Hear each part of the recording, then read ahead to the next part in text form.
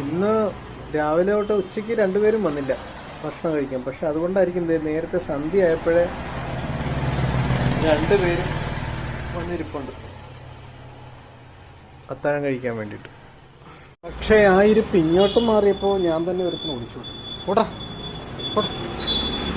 ആ പൈസ അടയ്ക്കാനാ.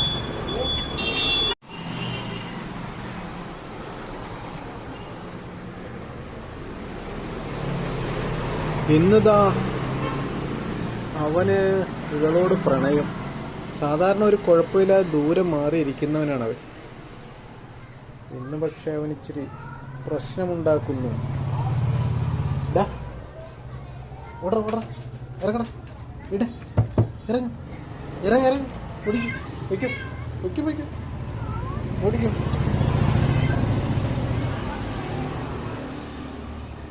ഇവൾക്കാണ് ആ പ്രശ്നമൊന്നും ഇല്ല കേട്ടോ. മര്യാദ കരുത്.